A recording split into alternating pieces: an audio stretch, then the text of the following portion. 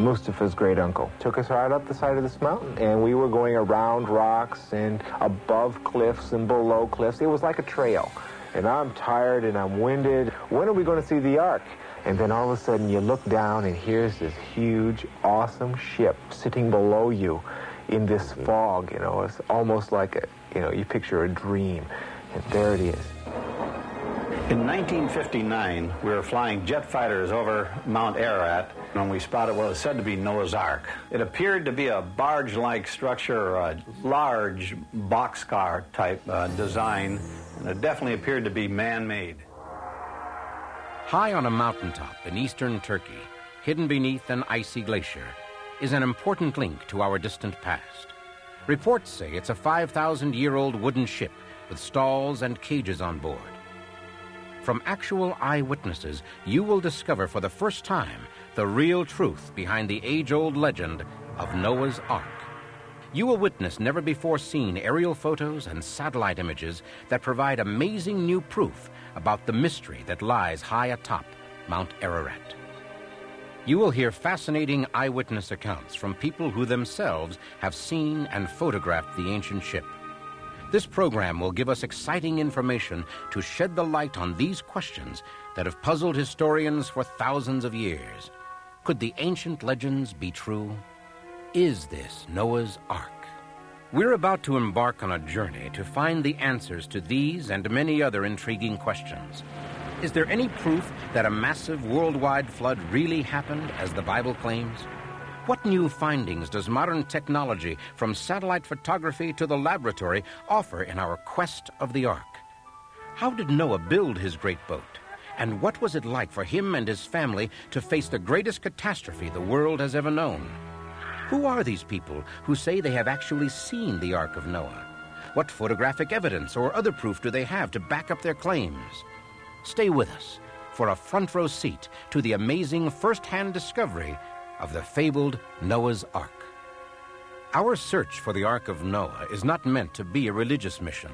Above all, this is an archaeological quest to determine if this ancient mystery is truth or fable. Ultimately, our quest is to find the Ark itself. Just what would it mean to us all to actually find the Ark and solve this great mystery? The discovery of Noah's Ark, in my estimation, would prove conclusively the authenticity of the Genesis account of a worldwide flood. If we can discover Noah's Ark, it will cause people of all faiths to reevaluate how they think about death, eternity, and how they live their daily lives. As the late editor of the National Geographic said here in Washington several years ago about the discovery of Noah's Ark, it will be the greatest archaeological find in human history and the greatest event since the resurrection of Christ, and will alter all the currents of scientific thought. The Ark is probably the best known and most debated religious artifact in the world. Ark researchers and scholars have raised many serious and controversial questions. Were thousands of animals actually taken on board an immense boat to survive a devastating flood? How could one boat, even an immense one, shelter all the species of the animals in the world today?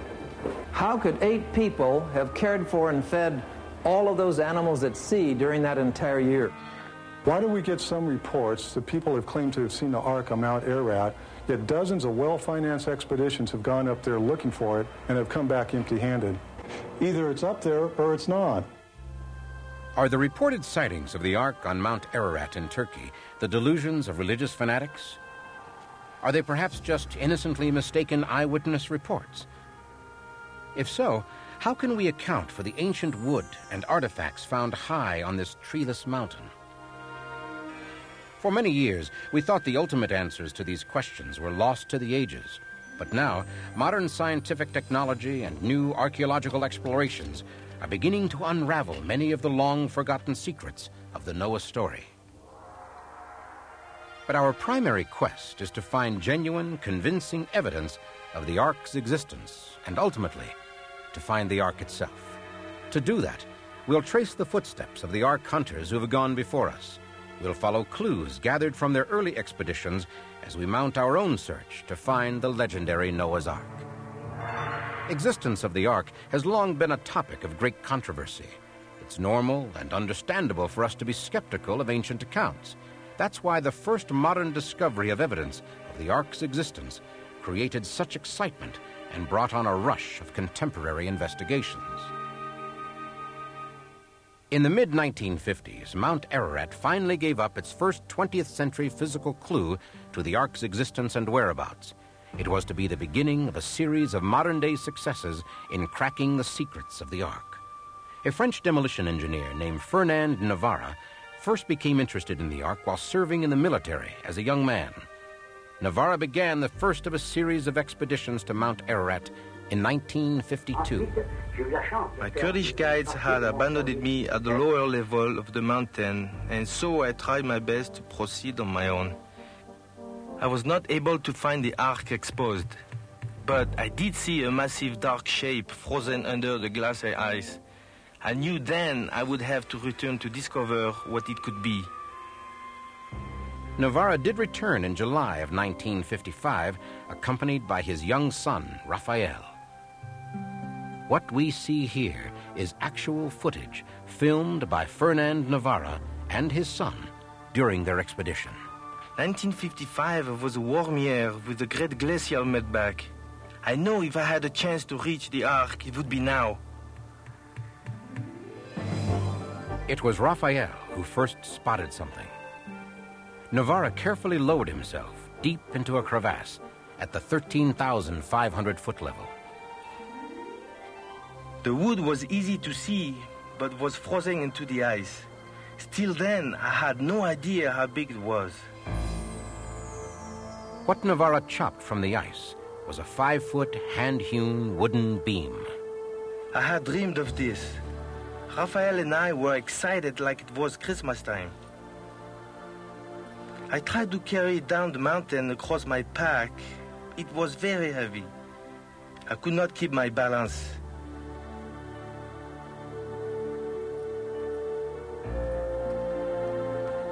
We felt so bad that I had to cut the wood, but later I would have to cut it again to send out sample for testing.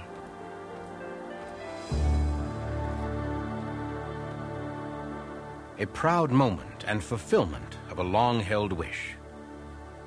But was this actually wood from Noah's Ark? It was determined that the type of wood Navarra found does not grow near Mount Ararat. As a matter of fact, there's not a forest within 300 miles of the mountain.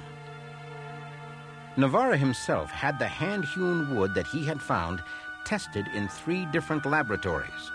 Now he was told that its age was about 5,000 years, clearly in line with the biblical account of the flood. The scientific tests proved beyond question that something very old, something very mysterious, was definitely on Mount Ararat. Fernand Navarra's exciting discovery had opened the door to a new generation of Ark hunters. Much of what we commonly know about the story of Noah comes from the book of Genesis in the Bible. Our investigation of the mysteries surrounding Noah's Ark shall begin with a simple question. Why would God destroy the world and nearly every person and every animal in it? The answer, according to the Bible, is that God saw great wickedness within his earthly creation. The Bible says God decided to destroy the things of the world because man was living in corruption. Cover other sins that ancient man was guilty of. The archaeological records demonstrate he was an incredibly violent species. Well, certainly violence has always been a part of man's ways. Most ancient Greek and Hebrew writings indicate there was a great deal of corruption and brutality among the people of the earth. There were many murders, and human life was cheap indeed.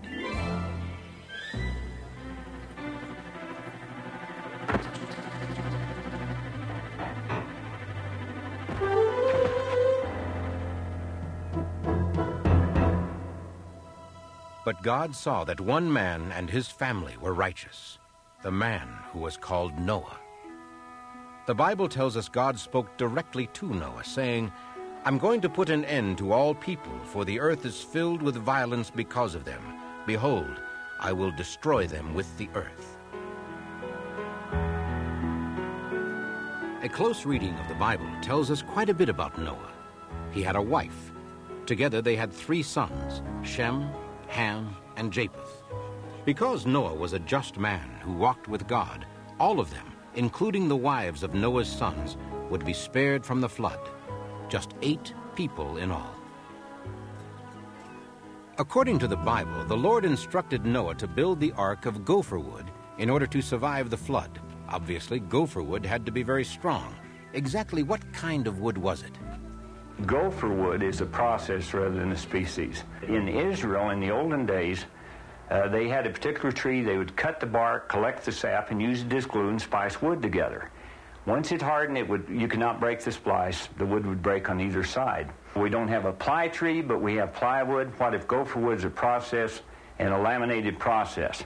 Whether or not this process was used, the vessel was going to have to be incredibly strong because of its immense proportions. A length of 300 cubits by 50 cubits of width and 30 cubits of height. The cubit being about 18 inches. Just how big was it?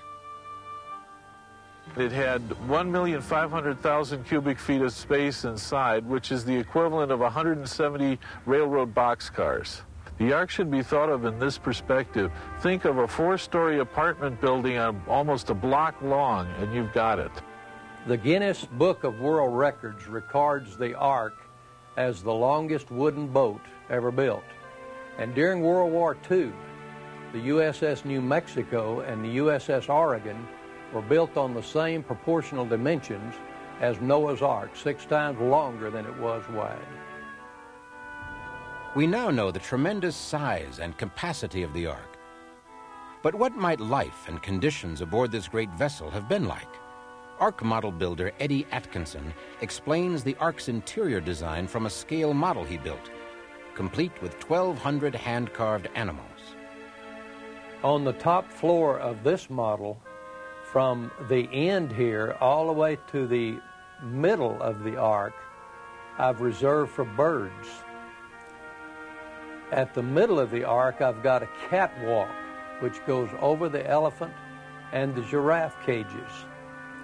And then immediately after that, we have the rodent house and a large area for storage, and then the kitchen area, and then finally on this end, the living quarters, along with a restroom. On the middle floor of this model, I've started on this end with all the large cats, the tigers, lions, and so forth.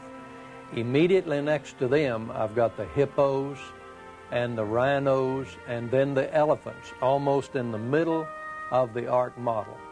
Right next to the elephants over a large hallway, I've got the giraffes, and then the horses and zebras, and many of the other domestic animals, a large storage area, and then the area down here reserved for some foodstuffs. On either end of that middle floor, I've got built in a stairway to go up.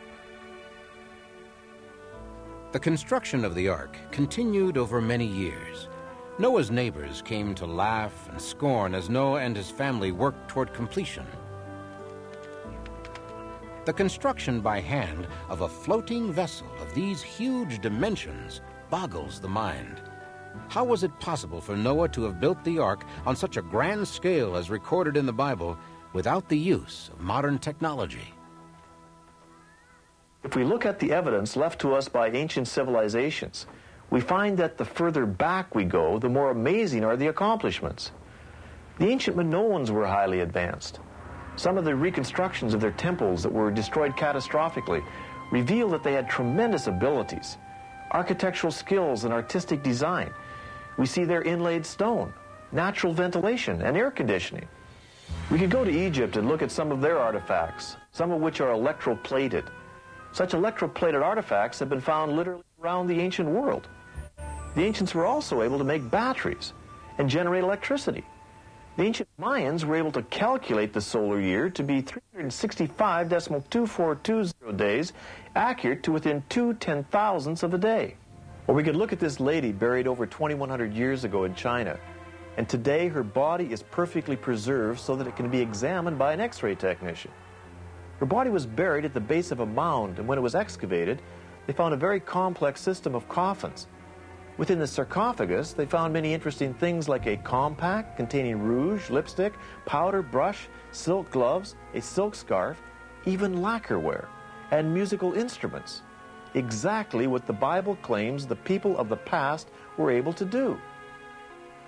From this information, we can easily draw the conclusion that, in fact, ancient man had a highly developed technology, easily sufficient to build a vessel the size of Noah's Ark. But do we know the geographic location where the Ark was built?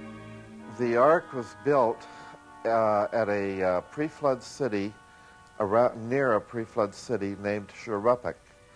It is so identified in the Epic of Gilgamesh, which is a cuneiform story of the flood found in Assyria. Shuruppak is also, with the same name, became a post-flood city. It is in southern Iraq. We know where the Ark also landed. It was in eastern Turkey. We know how far the Ark moved, 520 or more miles. With the completion of the great boat, God commanded Noah to bring unto the Ark 2 of all living creatures, male and female. Wouldn't the gathering of the animals have been a virtually impossible task, a feat beyond all probability? The Bible says the animals shall come to the ark. In this case, we wonder how the animals knew to come to this location, that instinctively they sensed from what was going on around about them that this impending disaster was about to happen. And as a result, they were led or even driven to seek a place of safety. Hence, the animals came to the ark. Many times we see that there are such large-scale disasters as hurricanes or earthquakes or even large local storms will cause animals to respond in such a way. They either flee the local scene and they run to a place of safety. We think that this is perhaps the motivating force for bringing these animals to the ark itself. Even with the enormous size of Noah's floating vessel, many serious questions arise that clearly challenge the credibility of the entire Ark story. The question I would ask is quite simple. How could 2 of every living animal be brought aboard any vessel? The sheer numbers and weight would overwhelm a fleet of arks. I don't believe we can take the story of the ark literally. Actually, the biblical record does not say that every species of animal in the world was in the ark. Many kinds were in the ocean, whales and marine creatures of various types, and of course, the major insect varieties in the world were not included either. From studies that I and others have done, we estimate there could have been from 2,500 to 20,000 different kinds of animals taken aboard Noah's Ark. Each family of creatures on the earth today have a single pair of ancestors. For example, even though there are over 300 varieties of dogs in the world today due to selective breeding, they have a single common ancestor. Considering the number of kinds of animals required to be put aboard the ark, there would have been ample room to load the ancestors of all the species we know today, with room left over for Noah's family, food, and supplies. The long task of gathering the animals into the ark was nearing completion. Go into the ark, you and your whole family, God told Noah, because I have found you righteous in this generation. Those who came to witness the spectacle considered it nothing but folly. God's vow echoed for Noah. In 7 days, he would send down rains from the heavens and wipe from the face of the earth every living creature he had made. With many regrets and no real alternatives, Noah reluctantly closed the door to the great ark, and the Bible tells us that God shut them in. The people continued to mock Noah, unaware of the devastation and death that lie ahead.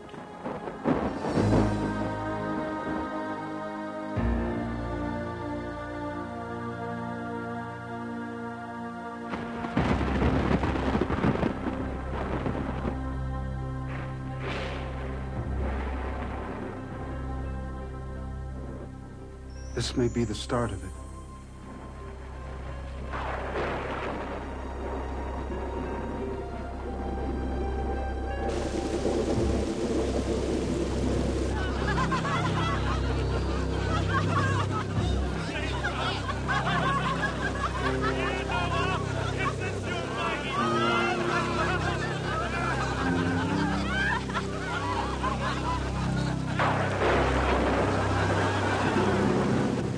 The downpour was far beyond anything they could have imagined.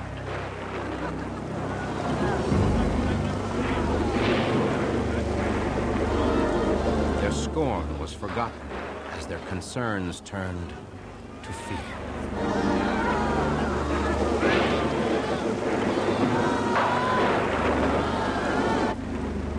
Even among the 8 on board, uncertainty was growing.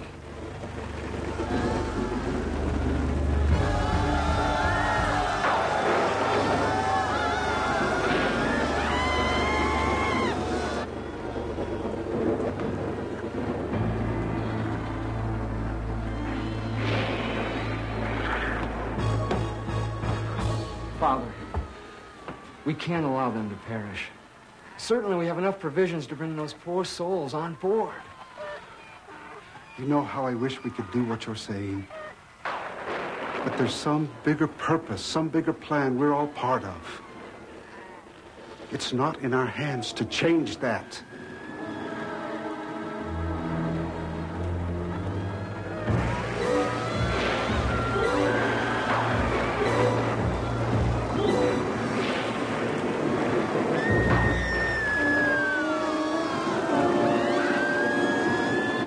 Because of the sort of man he was, Noah's heart went out to them.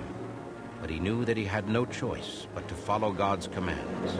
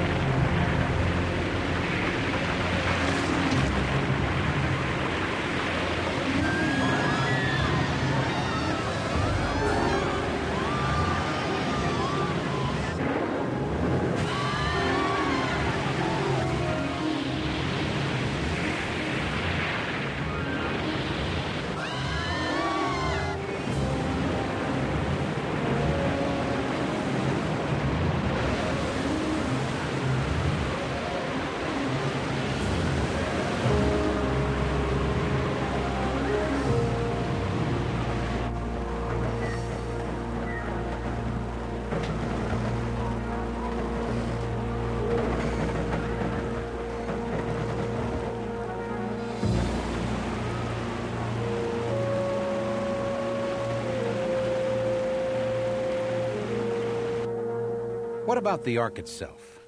What was it designed to do during the flood? Was it capable of carrying out its assigned life-saving tasks? Could a seagoing vessel built to the Ark's specifications endure a 40-day-long cloudburst and survive in a violent storm-tossed sea for months on end? Would the Ark be sound and stable in the water? Some scholars completely reject the idea that a wooden boat the size of Noah's Ark would be at all seaworthy. When it comes to the design and construction of the biblical ark, there are several important reasons it could not have existed. First, the technology needed simply did not exist. Second, any modern vessel today would have certainly foundered in far less weather conditions than the biblical deluge. It is highly unlikely Noah's wooden ark would have survived more than a few hours under such conditions. To examine this issue ourselves, we took a model of the Ark to a marine laboratory to see how it would handle waves and other hydraulic stresses when subjected to the irregular waves generally found on the ocean. The Ark was deemed not only seaworthy, but exceptionally stable. Then the test tank duplicated waves equivalent to 200-foot tidal waves. Again, the Ark was not only seaworthy, but extraordinarily stable. You can show that the balance between the buoyant force and the gravitational force and the wave force and so on would be such that the Ark would right itself if it were tilted anywhere up to 90 degrees, anywhere from 0 to 90 degrees, in other words. The righting effect would be such that it would just come right back up again. It would be practically impossible to capsize.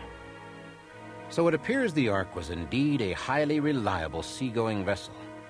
It's all the more remarkable for one simple fact. No larger ship was built on Earth for over 4,000 years. We have examined what the Bible tells us about the building of Noah's Ark. We have established that the technology did exist 5,000 years ago to build a boat that could transport 2 of each species of land animal, and that such a vessel could have well survived the gigantic waves of a worldwide flood. We have heard the voices of eyewitnesses who claim to have seen the ark from the air and from the ground. Wood brought down from over 13,000 feet high on the treeless Mount Ararat has been determined by scientists to be 5,000 years old.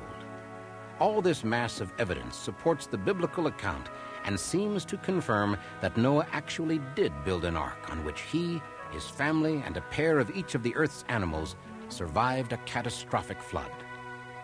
But this story is much more than a question of whether Noah's ark existed. It is the story of a faithful man who took God at his word and, as a result, accomplished a gargantuan task in the face of incredible adversity. Noah endured years of hard work and ridicule to be true to what God asked him to do. Today, we sometimes face ridicule and hardship when we attempt to faithfully follow God. Do we consistently stand up for what is right, as Noah did? Or do we too easily conform to the self-centered culture around us? Something to think about.